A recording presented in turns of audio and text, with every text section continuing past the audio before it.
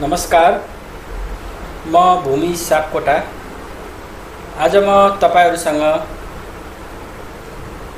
ब्राह्मण, क्षेत्री, वैश्य, शूद्र यो जुन जातको उल्लेख गरिएको छ, यो वास्तवमा जात नभएर मनुस्मृतिमा मनुले मानिसले गर्ने कामका आधारमा मानिसहरूको वर्ग विभाजन गरेका थिए।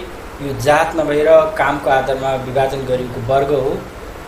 यसलाई पछि गएर जातमा परिभाषित गर्न थालियो र अहिले जातका नाममा विभिन्न किसिमका अवहेलनाहरू गर्न थालिएको छ, जुन एकदमै सरासर शास्त्र विरुद्ध कामहरू भइरहेको छ।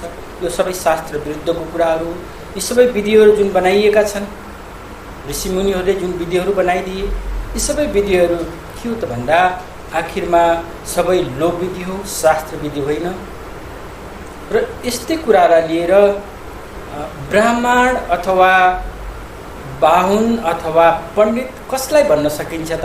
वास्तवमा पण्डित भनेको को हो, ब्राह्मण भनेको के हो, बाहुन भनेको को हो त? कसलाई हामीले वास्तवमा पण्डितको रूपमा मान्ने भन्ने विषयमा कुराकानी गर्न गइरहेको छु। वास्तवमा पण्डित भनेको कसलाई भन्न सकिन्छ त भने कस्तो काम गर्ने अथवा कस्तो बुद्धि भएको मान्छे अथवा कतिसम्मको बौद्धिकता भएको मान्छेलाई हामीले पण्डितको रूपमा गणना गर्न सक्छौँ अथवा बाहुनको दर्जा दिन सक्छौँ भन्ने कुरालाई लिएर म के भन्न चाहन्छु भन्दा, पण्डित त्यसलाई भनिन्छ जसले सत्मार्गको बाटो देखाउँछ, सत्य ज्ञानको बाटो देखाउँछ, कुकर्म गर्दैन, अर्काको कुभलो कहिले पनि चिताउँदैन। त्यस्तो मान्छे नै वास्तवमा के त पण्डित हो, बाहुन हो, अथवा त्यो मान्छे नै के त ब्राह्मण हो। यदि ब्राह्मण छ आफू, बाहुन छ आफू, जातको हिसाबले उसले म बाहुन हुँ भन्छ भने उसको कार्य पनि के हुनुपर्छ त बाहुनको जस्तो हुनुपर्छ अथवा पण्डितको जस्तो हुनुपर्छ। अन्यथा म बाहुन हुँ, म चाहिँ पण्डित हुँ भनेर भन्नु भनेको त्यो एकदमै के त आफूले आफूलाई आफूमाथि गरिएको एउटा के हो त गल्ती हो भन्न चाहन्छु। किनभने यदि बाहुन छ, पण्डित छ भने उसले जहिले पनि सत्कर्मको कार्य गर्न जरुरी छ, कुकर्म गर्नु हुँदैन, कसैको पनि कुभलो चिताउनु हुँदैन। उसले जहिले पनि के सोच्नुपर्छ भने सक्छौ अरूका लागि राम्रो गर, सक्दैनौ कसैका लागि नराम्रो नगर भन्ने कुरा जीवनमा त्यसलाई प्रयोगमा ल्याउन सक्यो भने ऊ वास्तवमा के हो त पण्डित हो। यद्यपि उसले आफ्नो सन्तानको रूपमा जन्म लिइसकेपछि उसले जस्तोसुकै जातको रूपमा ऊ भए तापनि, यद्यपि ऊ दलितै भए तापनि यदि उसले कुकर्म गर्दैन, ऊ सत्कर्म गर्छ भने, उसले अर्काको कुभलो कहिले पनि चिताउँदैन भने, उसले जहिले पनि अर्काको राम्रो गर्न चाहन्छ, कसैको बिग्रिएको घर बनाइदिन चाहन्छ, नराम्रो भएको कुरा राम्रो बनाउन चाहन्छ भने ऊ नै वास्तवमा के हो त पण्डित हो। यद्यपि उसले दलितको घरमा जन्म लिएको किन नहोस्। त्यसकारण त मानिसले कस्तो कार्य गर्छ, मानिस कस्तो छ भन्ने कुरालाई नै मुख्य आधार बनाउन जरुरी छ र हामीले बनाउनु पर्ने कुरा पनि त्यही हो। मनुले भन्न खोजेको कुरा पनि त्यही नै हो। मानिसले गर्ने कर्मको आधारमा, मानिसले गर्ने कामको आधारमा नै के त यो वर्गको विभाजन गर्न सकिन्छ, जातको विभाजन गर्न सकिन्छ भन्न खोज्नु भएको। यद्यपि मानिसले जस्तोको घरमा जन्म लिएको भए तापनि उसले सत्कर्म गर्छ, कुकर्म गर्दैन, नचाहिदो काम गर्दैन, अर्काको कुभलो कहिले पनि चिताउँदैन भने यद्यपि ऊ दलित घरमा जन्म लिएको भए पनि ऊ चाहिँ वास्तवमा के हो त पण्डित हो, बाहुन हो, ब्राह्मण हो।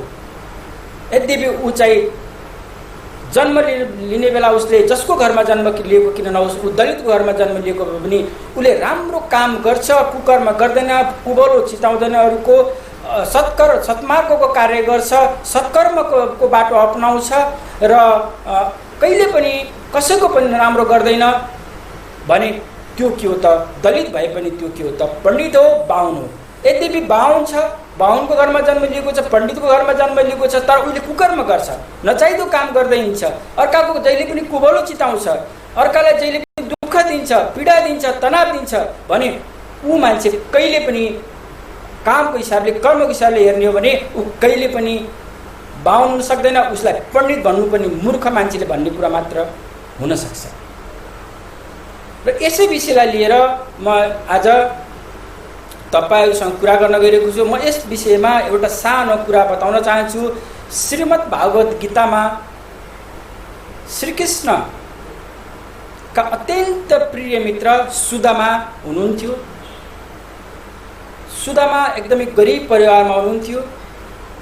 यदि सुदामा पण्डितको घरमा जन्म लिनुभएको थियो, उहाँ पण्डित हुनुहुन्थ्यो, उहाँ परमपिता परमात्मा परमेश्वरको भक्त हुनुहुन्थ्यो। यदि उहाँले चाहेको भए श्रीकृष्ण आफ्नो मित्र हुनुहुन्थ्यो, उहाँ राजा पनि हुनुहुन्थ्यो। श्रीकृष्णसँग गएर भेटेर जति पनि उहाँले धन माग्न सक्नुहुन्थ्यो, सम्पत्ति माग्न सक्नुहुन्थ्यो र श्रीकृष्ण भगवानले त्यो उहाँलाई दिनुहुन्थ्यो। तर सुदामाले कहिले पनि जस्तो गर्न चाहनु भएन।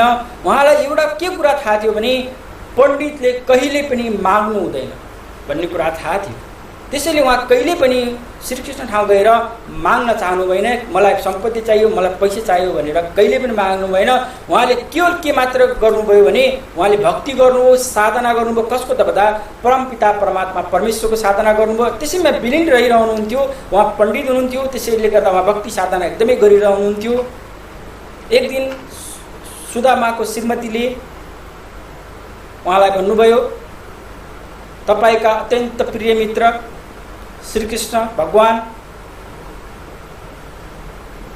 राजा पनि हुनुहुन्छ, उहाँसँग गएर तपाईँ भेट्नुहोस् र उहाँसँग केही कुरा मागेर ल्याउनुहोस्, धन सम्पत्ति माग्नुहोस्, उहाँले पक्कै पनि तपाईँलाई दिनुहुन्छ भन्दा सुदामाले के भन्नुभयो त श्रीमतीलाई भन्दा, होइन म भेट्ने किसिमले उहाँसँग भेट्न सक्छु, म भेट्न जान सक्छु, यदि तिमीले भन्छौ भने म जाउँला, तर मैले उहाँसँग केही पनि माग्दैन भनेपछि कम्तीमा एकचोटि भेट्न त जानुस् भनेर भनिसकेपछि धेरै जिद्दी गरेपछि सुदामा श्रीकृष्ण ठाउँ भेट्न जानुभयो।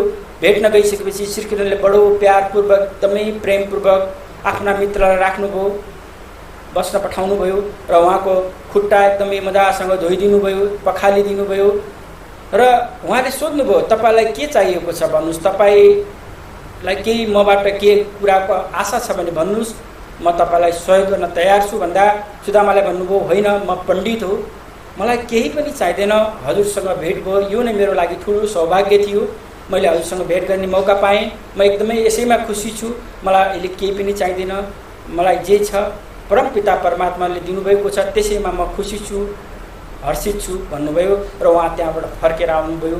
फर्केर आइसकेपछि श्रीकृष्णले के कुरा बुझ्नुभयो भन्दा, हो मेरो मित्र अत्यन्त प्रिय मित्र सुदामा दुखित हुनुहुन्छ, गरिब हुनुहुन्छ, त्यो कुरा मलाई थाहा छ, तर पनि उहाँ के हुनुहुन्छ भक्ति मार्गमा एकदमै साधनामा विलीन व्यक्ति, परमपिता परमात्माको भक्त हुनुहुन्छ, त्यसैले मैले उहाँको लागि केही गर्नुपर्छ भन्ने सोच्नुभयो।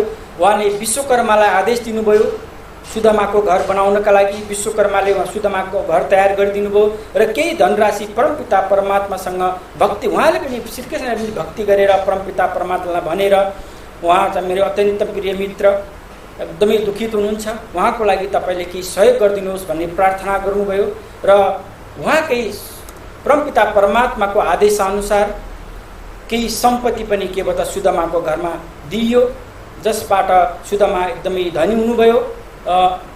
र यसले के कुरा बताउँछ भन्दा परमपिता परमात्माको भक्ति र साधना गर्ने मान्छे कहिले पनि गरिब हुन सक्दैन, गरिब हुँदैन। यद्यपि ऊ यस लोकमा गरिब देखिए तापनि भित्री हृदयबाट, भित्री शरीरबाट, भित्रको आत्माबाट एकदमै धनी हुन्छ। जबकि एकदमै धनी मान्छेहरू यस लोकमा एकदमै धनी मान्छेहरू पनि भित्रबाट एकदमै के हुन्छन् त दुखी हुन्छन्, तनावमा हुन्छन्, पीडामा हुन्छन्। तर जसले परमपिता परमात्माको ध्यान र साधना गर्छ ऊ मान्छे कहिले पनि दुखी हुन सक्दैन, कहिले पनि गरिब हुन सक्दैन, सधैँभरि खुसी हुन्छ, सुखी हुन्छ, हर्षित हुन्छ, आनन्दित हुन्छ भन्न खोजिएको हो। र अर्को एउटा यो कुराले यो कथाले के सन्देश दिन्छ भने पण्डित त्यस्तोलाई भनिन्छ जसले के गर्छ त माग गर्दै हिँड्दैन, माग्दै हिँड्दैन। यदि हामी पण्डित हौँ भने हामीले सत्मार्गको बाटो दिनुपर्छ, अर्कालाई दिन सिक्नुपर्छ, शिक्षा दिन सिक्नुपर्छ, राम्रो कुरा दिन सिक्नुपर्छ। अरूलाई पण्डितले दिने हो, पण्डितले लिने होइन। यदि हामी अरूबाट केही कुरा लिन्छौँ भने हामी पण्डित होइनौँ, हामी ब्राह्मण होइनौँ, हामी चाहिँ के हुन्छ एकदम तलतिरको, हाम्रो जातको कुनै अर्थ छैन। त्यसैले एउटा कुरा यहाँ बुझ्न हामीले के जरुरी छ भने जातको कुनै अर्थ छैन, काम नै सर्वश्रेष्ठ हो, कर्म नै सर्वश्रेष्ठ हो। हामीले कस्तो कर्म गर्छौँ, कस्तो कार्य गर्छौँ, त्यही आधारमा नै हाम्रो वर्गीकरण हुन्छ, हाम्रो पदको निर्वाह। यो सबै पद हो, ब्राह्मण, क्षेत्री, वैश्य, शूद्र भनेको एउटा पद हो। हामीले यो पदलाई पाउनका लागि ब्राह्मणको कुलमा अथवा बाहुनको घरमा जन्म हुँदैमा हामी चाहिँ पण्डित हुन सक्दैनौँ। हामीले पण्डित हुनका लागि यद्यपि हामी जुनसुकै कुलमा जन्म भएको भए तापनि, जुनसुकैको घरमा जन्म भएको भए तापनि, दलित घरमा जन्म भएको भए तापनि, यदि हामीले सत्कर्म गर्छौँ, अर्काका लागि केही सपोर्ट गर्छौँ, 18मा परेकाहरूलाई सहयोग गर्छौँ, अर्काको लागि सुमार्गको कार्यतर्फ अरूलाई प्रेरणा दिन्छौँ, सत्य कर्मको बाटोलाई अपनाउँछौँ, सत्मार्गको बाटो देखाउँछौँ भने हामी नै के हो त वास्तवमा पण्डित हो। यो कुरा बुझाउनको लागि मैले यो सानो भिडियो तपाईहरु समक्ष राखेको छु। यसमा केही कमी कमजोरी भएमा तपाईहरुबाट फिडब्याकको आशा पनि राखेको छु। कमेन्ट गरेर फिडब्याक गरिदिनु होला र मलाई सहयोग गर्नु होला। अन्य भिडियोहरु बनाउँदा मलाई तपाईको फिडब्याकको अत्यन्तै आवश्यकता पर्छ। फिडब्याक दिनु हुनेछ भन्ने आशा गर्दै तपाईहरुबाट आजलाई बिदा हुन्छु। यस्तै खालको अन्य भिडियोहरु ल्याएर तपाईहरु समक्ष फेरि आउने छु। तपाईहरु पनि खुशी हुनुहोस्, सुखी हुनुहोस्, आनन्दित हुनुहोस्। आफ्नो जीवनलाई खुशी, सुखी र आनन्दित बनाउनुहोस्। दैनिक रूपमा योग, ध्यान, प्राणायाम गर्ने बानीको विकास गर्नुहोस्। आफ्नो जीवनलाई खुशी, सुखी र आनन्दित बनाउनुहोस्। हस्त नमस्कार, धन्यवाद।